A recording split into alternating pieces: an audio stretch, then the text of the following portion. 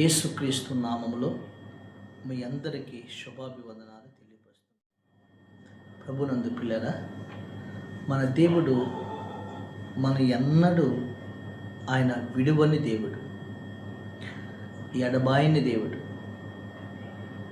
ఏ సమయంలో కూడా ఆయన మనను వదలని దేవుడు.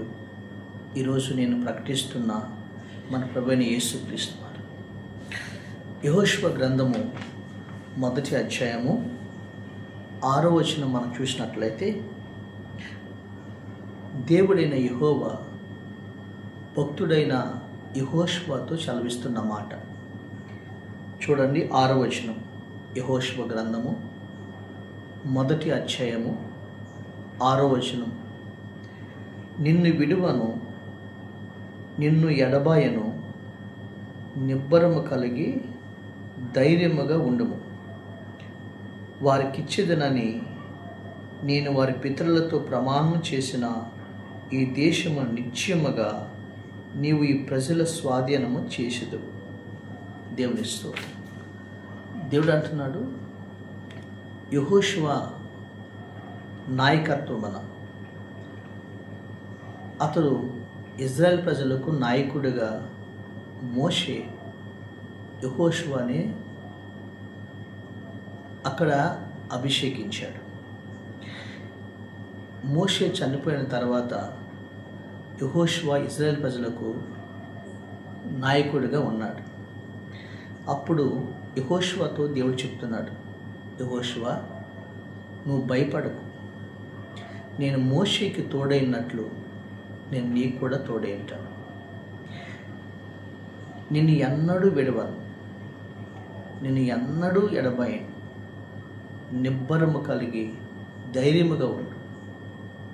ఏ పరిస్థితి వచ్చినా, ఏ ఆపద వచ్చినా, ఎట్టి పరిస్థితుల్లో కూడా నేను విడవను అని దేవుడు యెహోషువకు ఒక వాగ్దానం చేస్తున్నాడు. ప్రభునందు ప్రియమైన దేవుడు బిడ్డలారా, ఈరోజు దేవుడు నీతో కూడా చెప్తున్నాడు, మనుషులు ఒకవేళ మనలను వదిలిపెడతారేమో కానీ దేవుడు మనలను వదిలిపెట్టడు. బంధువులు ఒకవేళ వదిలిపెడతారేమో కానీ దేవుడు మనల్ని వదిలిపెట్టడు. ఒకవేళ స్నేహితులు మనం వదిలిపెడతారేమో కానీ కష్ట సమయం వచ్చినప్పుడు, ఒంటరితనం వచ్చినప్పుడు, ఒక సమయం వచ్చినప్పుడు అందరూ మనం వదిలిపెడతారేమో కానీ దేవుడు మాత్రం నేను వదిలిపెట్టడు. అందుకని రాజులు నమ్మటం కంటే, మనుషులను నమ్మటం కంటే యెహోవాను ఆశ్రయించుట మేలు అని దేవుని వాక్యం సెలవిస్తుంది. అందుకే ఈరోజు నిన్ను దేవుడు వదిలిపెట్టడు. ఏ పరిస్థితుల్లో కూడా దేవుడు నిన్ను చేయి విడిచిపెట్టడు. యెహోషువతో ఈ మాట చెప్తున్నాడు. ఏ విషయం వదిలిపెట్టంటే, ఆయన నిన్ను ఎన్నడూ వదిలిపెట్టడు, ఎన్నడూ వదిలిపెట్టడు. మొదటగా ఎన్నడూ వదిలిపెట్టడు. చూడండి, యెహోషువ దేవుడు తన సైన్యాన్ని నడిపించుకుంటూ వెళ్తున్నాడు. యెహోషువ వెళ్తున్నప్పుడు యెరికో పట్టణం అనే ఒక యెరికో పట్టణం వాళ్ళకి ఎదురొచ్చింది. యెరికో ప్రాకారాలు చాలా పెద్ద ప్రాకారాలు. అప్పుడు యెహోషువ ఈ ప్రాకారాలని, చాలా పెద్ద ప్రాకారాలు, వాటిని జయించాలి. వాటిని జయించిన తర్వాతే వాళ్ళు స్వాస్థ్యాన్ని పొందుకుంటారు. అయితే యెహోషువ రాత్రి పెద్దల కాడ లేచి యెరికో మైదానం వైపు వెళ్ళాడు.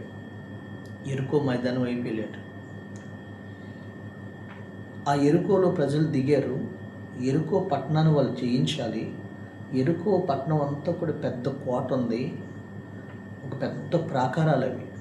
ఒక గోడ మీద ఇంచుమించు ఒక 10 రథాలు వెళ్తాయి అంట. అంత వెడల్పుగా కట్టుకున్నారు అది. అది సామాన్యమైన గోడ కాదు. ఈ పట్టణం అంతా కూడా అలాగే ఉన్నారు. దాని గేట్లు బిగించేశారు, ఇనప గేట్లు.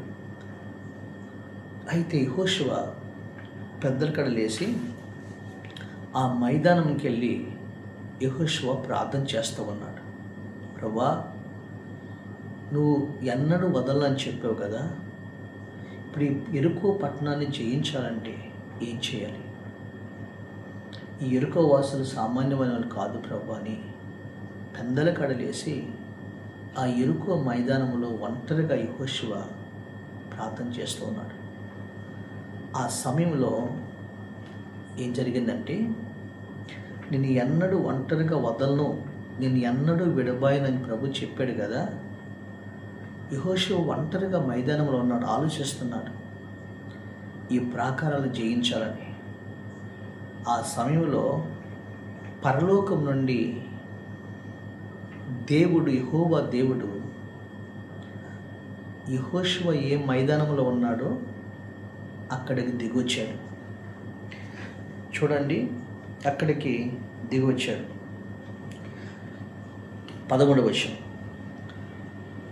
యెహోషువ గ్రంథము 5:13 వచనం. యెహోషువ యెరికో ప్రాంతమున ఉన్నప్పుడు అతడు కనులెత్తి చూడగా దూసిన కత్తి చేత పట్టుకుని ఉన్న ఒకడు అతని ఎదుట నిలిచి ఉన్నాడు.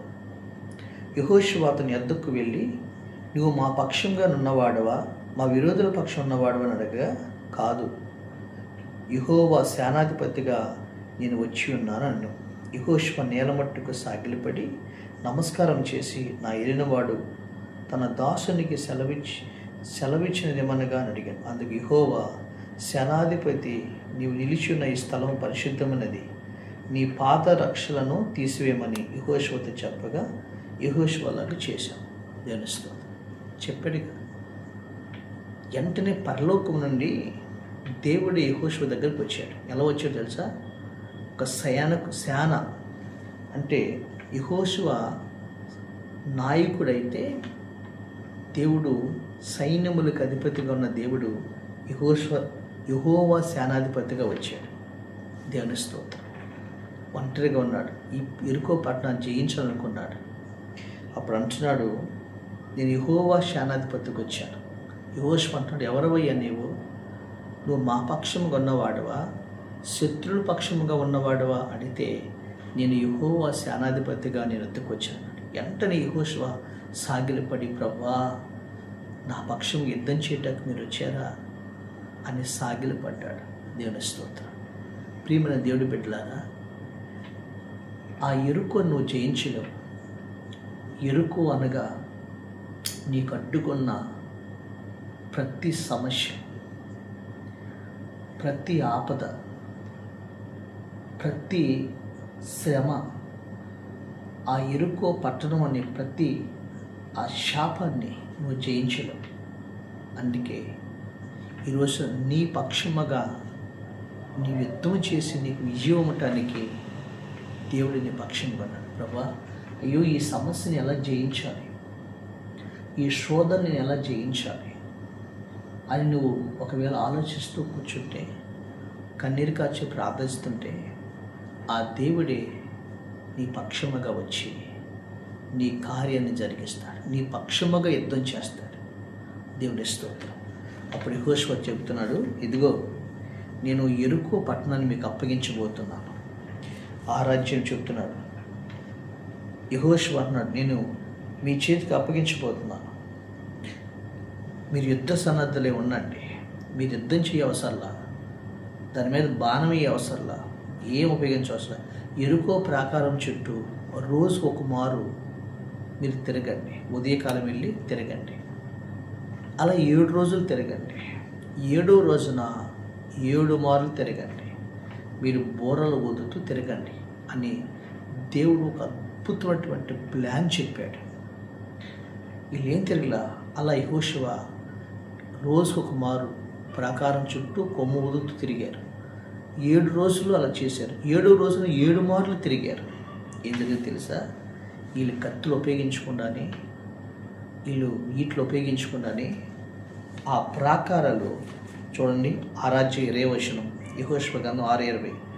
యాజకులు బూరలు ఊదుచుండగా ప్రజలు కేకలు వేశారు. ఆ బూరలు దొరికినప్పుడు ప్రజలు ఆర్భాటముగా కేకలు వేయగా ప్రాకారములు కూలిను. ప్రజలందరూ తమ ఎదుటికి చక్కగా పట్టణ ప్రాకారం ఎక్కి పట్టణంను పట్టుకునేది. వారు పురుషులేమి, స్త్రీలేమి, చిన్నలేమి, పెద్దలందరినీ, ఎద్దులను, గొర్రెలను, గాడిదలను, ఆ పట్టణంలోని సమస్తమును కత్తివాత చేత సంహరించేది. దేవునికి స్తోత్రం. దేవాది దేవుడు వారి పక్షాన్ని యుద్ధం చేయటకు వచ్చాడు. చెప్పాడు కదా, వీళ్ళు కత్తి చేత కాదు, ఈటి చేత కాదు, దేవుడు మాట ప్రకారం వెళ్ళారు. ఆ ఎరుకో ప్రాకారాలు కూలిపోయినాయి. దేవుని స్తోత్రం. ఈ రోజున మొదటగా దేవుడు ఇచ్చిన స్వాస్థ్యమును పొందుకోవాలంటే మొదటగా ఉన్న ఎరుకో అనే ఈ శాపాన్ని, ఈ అడ్డుని, ఈ సమస్య మీద విజయం పొందాలి. మొదటి అడ్డు ఎరుకో. ఈ రోజున నీకు ఇచ్చిన వాగ్దానాన్ని స్వాతంత్రించుకోవటానికి నీకు ఏది అడ్డు ఉన్నాయి, ఆ అడ్డులన్నీ కూడా దేవుడే తీసేస్తాడు. కాబట్టి ఒకటి నిన్ను ఎన్నడూ విడవను. దేవుడే యెహోషువ వద్దకు వచ్చి యెహోషువ పక్షముగా యుద్ధం చేసి ఎరుకో ప్రాకారాన్ని కూల్చివేశాడు. ఆ ఎరుకో మీద అద్భుతమైన విజయాన్ని దేవుడు ఇచ్చాడు. దేవునికి స్తోత్రం. రెండవదిగా ఆయన ఆపత్కాలములో నిన్ను ఎడవడు. ఒకటి, యుద్ధములో అనగా నిన్ను విడవడు, అంటే నీ శత్రువులతో ఉన్నప్పుడు నేను ఎన్నడూ విడవడు. రెండవది, ఆపత్కాలములో నిన్ను ఎడవడు. ఆపత్కాలములో ఇలాగే యెహోషువ మరలా 5 రాజులు వచ్చారు. ఎవరి మీదకంటే యెహోషువ మీదకి 5 రాజులు వచ్చారు. గిబియోనులో అని పట్టణం, హాయి పట్టణం జయించి వారు గిబియోనులోకి వెళ్తున్నప్పుడు 5 రాజులు వచ్చారు యెహోషువ మీదకి. యుద్ధం చేయటానికి 5 రాజులు వచ్చారు. అలా 6 రాజులు వచ్చినప్పుడు యెహోషువ ప్రార్థన చేస్తున్న, ప్రభా 5 రాజులు వచ్చారు నాయన అని ప్రార్థన చేస్తున్నప్పుడు జాగ్రత్త వినండి. వెంటనే ఒక్క రాజు కాదు, 5 రాజులు వచ్చారు.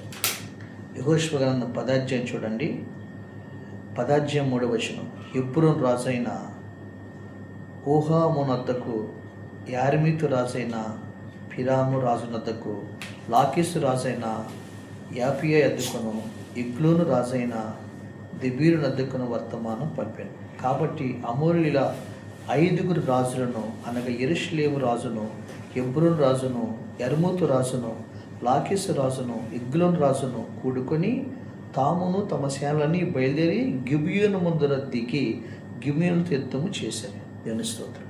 యెహోషువ గిల్గాలులో ఉన్నారు. జైలు వస్తున్నప్పుడు 5 రాజులతో ఇప్పుడు యెహోషువ యుద్ధం చేయాలి. ఇప్పుడు దీన్ని జయించిన తర్వాత మళ్ళీ ముందుకు వెళ్ళాలి.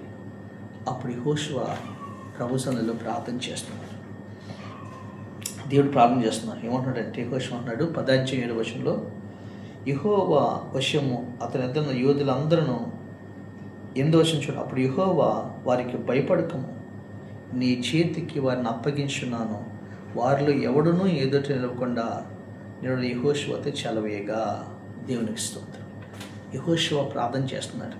ఏం తెలుసండి, ప్రభా ఈ 5 రాజులు తప్పించుకుని పోకుండా నువ్వు మా చేతులకు అప్పగిస్తున్నావు కదని యెహోషువ ఈ గిబియోనులో ఆ రాత్రి అంతా నడిచి వారి మీద హఠాత్తుగా పడాను. దేవుని స్తోత్రం. చూశారండి, రాత్రి అంతా నడిచాడు. అంటే ఇక్కడ ఏమైందంటే యెహోషువ ప్రార్థన చేశాడు. ఆ రాత్రి ఈ శత్రువులందరూ కూడా తప్పించుకుని పోకుండా రాత్రి అంతా నడిచి వాళ్ళు అర్థం చేశారంట. ఎలాగంటే దేవుడికి సన్నిధిలో ప్రార్థన చేశాడు, ప్రభా ఈ శత్రువులు పగలైతే దొరకరు, తప్పించుకెళ్ళిపోతారు. కాబట్టి సూర్యుడా నీవు గిబియోనులో నిలిచిపో అని సూర్యుడిని ప్రార్థన చేశాడు, నిలిచిపోమని. అప్పుడు ఆ సూర్యుడు నిలిచిపోయాడు. 10వ అధ్యాయము మనం 12వ వచనం. చంద్రుడా నువ్వు అయ్యోలోను లోయలో నిలువమన్నాడు. చంద్రుడు నిలిచిపోయాడు.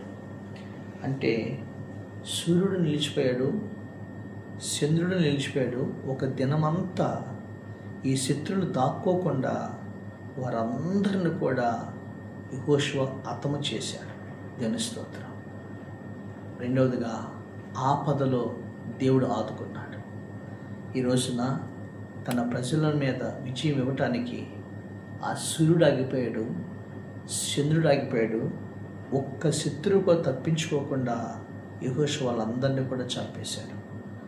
మన జీవితంలో కూడా ఆపత్కాలంలో నీకు దేవుడు నమ్ముకోదగిన సహాయకుడు. కాబట్టి ఆ దేవుడు ఆపదలో నిన్ను వదిలిపెట్టడం, దేవుడు పిలిచాడు ఆపదలను వదిలిపెట్టడం. ఒకటి, ఎన్నడూ వదిలిపెట్టడు. రెండు, ఆపదలో వదిలిపెట్టడు. మూడు, అనాథులుగా వదిలిపెట్టడు. దేవుని స్తోత్రం. ఆయన ఎన్నడూ కూడా అనాథులుగా వదిలిపెట్టే దేవుడు కానే కాదు. ఈరోజు దేవుడు వాక్యం ఉంటున్న మీరు జ్ఞాపకం చేసుకోండి. ఆయన అనాథులుగా వదిలిపెట్టే దేవుడు కానే కాదు. ఆయన మన పక్షముగా ఉంటాడు, మనతో ఉంటాడు. ఒక రాత్రి సముద్రంలో శిష్యులు ప్రయాణమై వెళ్తున్నప్పుడు ఆ మధ్యరాత్రి సడన్గా భయంకరమైన తుఫాను చెలరేగింది. రాత్రిపూట వాళ్ళు సముద్రంలో నడుస్తున్నారు. సడన్గా తుఫాను చెలరేగింది. తెలుసా?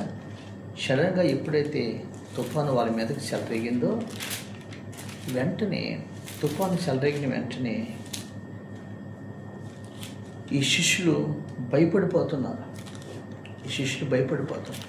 తుఫాను భయంకరంగా ఆ దోణి కొడతా ఉంది. ఆ దోణి మునిగిపోయే సమయం వచ్చింది. అర్ధరాత్రి టైము, నడి సముద్రంలో ఉన్నారు. రక్షించే వాళ్ళు ఎవరు లేరు.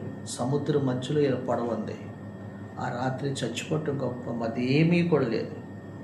జాగ్రత్త. మత్తయి సువార్త 14వ అధ్యాయము 25వ వచనం. రాత్రి 4వ జామున ఆగండి. ఇక్కడ 24వ చూడండి.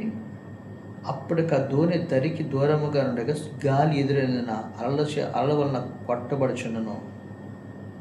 అప్పుడు రాత్రి 4వ జామున సముద్రం మీద నడుచు వారు ఎద్దకు వచ్చెను. ఆయన సముద్రం నడుచు శిష్యులు చూసి తొందరపడి బోతు అని చెప్పుకొని భయము చేత కేకలు వేశారు. వాళ్ళు అర్ధరాత్రి 4వ జామున సముద్రం మీద తుఫాను చెలరేగింది, దోణి మునిగిపోయే సమయం వచ్చింది. అనుకుంటున్నారు ఇక ఈ రాత్రి మనం చచ్చిపోతాం, ఇక మనల్ని ఎవరు కూడా కాపాడలేరు అని వాళ్ళు అడుగుతూ ఉన్న సమయంలో జ్ఞాపకం చేసుకోండి. ఆ 4వ జామున మనం అనాథలుగా చచ్చిపోతాం, మన ఎవరు కూడా పట్టించుకోరని ఈ శిష్యులు కేకలు వేస్తూ భయపడుతూ కేకలు వేస్తూ ఉన్నారు. ఏదో భూతం వస్తుంది, ఈ రాత్రి మనల్ని ఈ తుఫాన్తో పాటు మనం చంపేస్తుందని కేకలు వేస్తున్నారు. అప్పుడు శిష్యులతో చెప్పాడు 27వ వచనం. వెంటనే యేసు ధైర్యం తెచ్చుకోండి, నేనే భయపడకూడని చెప్పాడు. దేవుని స్తోత్రం. అంటే తన శిష్యులు రక్షించడానికి సముద్రం మీద ఆయన నడుచుకుంటూ వస్తున్నాడు. వీళ్ళు అనుకున్నారు ఈ రాత్రి మనం అనాథలు అయిపోయాం, ఈ సముద్రంలో మునిగిపోయి చచ్చిపోతాం, ఇక మనల్ని ఎవరు రక్షించవలేరు అనుకున్నాడు. కానీ ఆ సముద్రం మీద దేవుడు నడుచుకుంటూ వచ్చి భయపడకండి, నేనే ధైర్యం తెచ్చుకున్నాను ప్రభు చెప్పాడు. ఏ సమస్యలు అయితే వాళ్ళు ముంచెత్తుతున్నాయో, ఏ సముద్రం అయితే ఆ నావను ముంచిపోతున్నాయో, ఏ అలలను చూసి వాళ్ళు భయపడ్డారో, అదే సముద్రం మీద దేవుడు నడుచుకుంటూ వచ్చి ఆ సముద్రపు గాలిని అనిసి దేవుడు వాళ్ళని ఆ దూరిని ఎక్కించుకుని అందరికి తీసుకొచ్చాడు. దేవుని స్తోత్రం. అనుకున్నారు ఈ రాత్రి మనం చచ్చిపోతాం అనుకున్నారు. కాబట్టి దేవుడు వాళ్ళని వదలలేదు. యోహాను సువార్త 14:18 చెప్పారు, నేను మిమ్మల్ని అనాథులుగా విడవనని ప్రభు చెప్తున్నాడు. ఈ రోజున సముద్రం లాంటి ఈ సమస్యల మధ్యలో, అప్పుల మధ్యలో, అనారోగ్యం మధ్యలో ఈ రోజున కేకలు వేస్తున్నామేమో, కానీ దేవుడు మనలను విడిచిపెట్టే దేవుడు కాదు.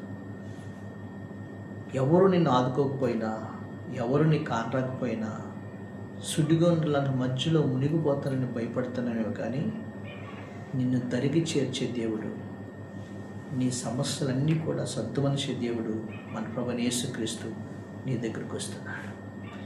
ఈ రాత్రి ఈ వాగ్దాన సందేశంలో ప్రభు చెప్తున్నాడు, నిన్ను ఎన్నడూ విడవను, నిబ్బరము కలిగి ధైర్యముగా ఉండని చెప్పి. దేవుని స్తోత్రం. మొదటగా నిన్ను దేవుడు ఎన్నడూ విడవడు. యెహోషువతో యుద్ధం చేసిన సమయంలో దేవుడే వచ్చి ఆ శత్రుల మీద విజయం ఇచ్చినట్లుగా చూస్తున్నాం. 2, ఆపత్కాలములు వదలరు. 5 రాజులు ఒకేసారి వచ్చినప్పుడు ఆ రాజులందరూ చుట్టుముట్టినప్పుడు వాళ్ళు తప్పించుకుని పోకుండా, ఆ సూర్యుడు అస్తమించకుండా సూర్యుడు ఆగిపోవని ప్రార్థన చేసినప్పుడు సూర్యుడు ఒక రోజు అంతా కూడా అస్తమించలేదంట.